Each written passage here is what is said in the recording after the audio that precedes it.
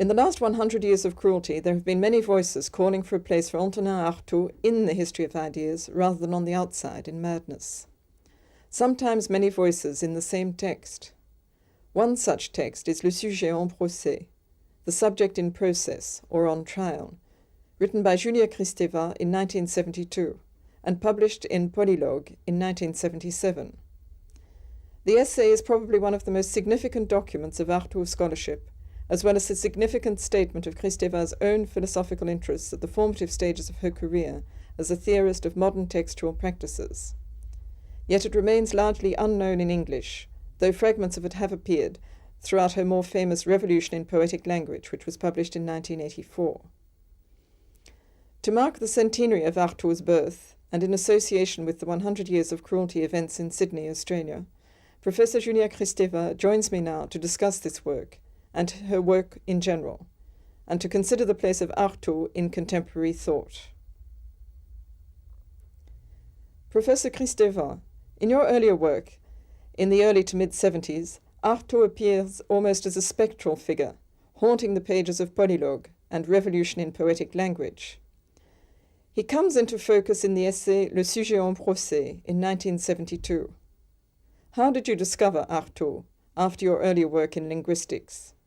And would you say that your own work, particularly Le Sujet en procès, was in some way influenced by Artaud's ideas?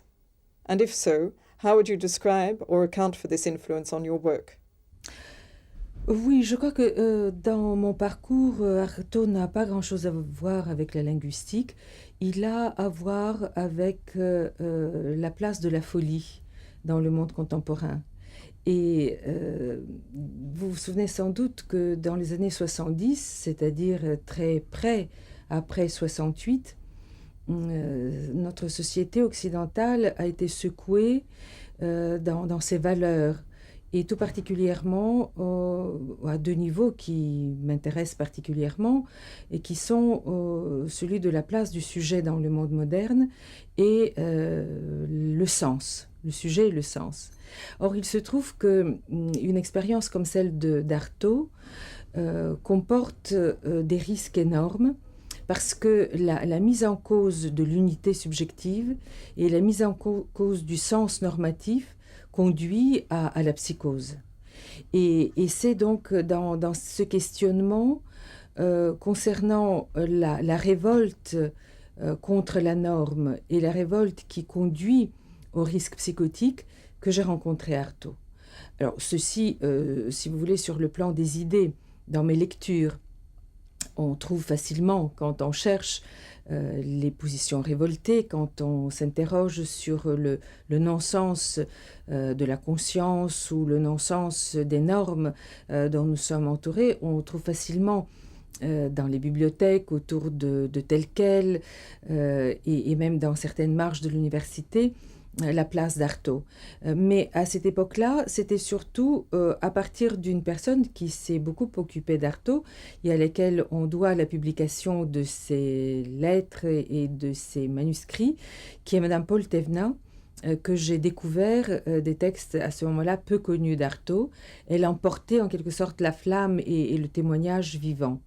Et donc c'est par cette conjonction de deux courants, une pensée, la mienne, qui était une pensée d'inquiétude sur les valeurs dans lesquelles nous vivions, et puis ce témoignage existentiel, je dirais biographique, passionnel de Paul Thévenat, que j'ai rencontré Artaud.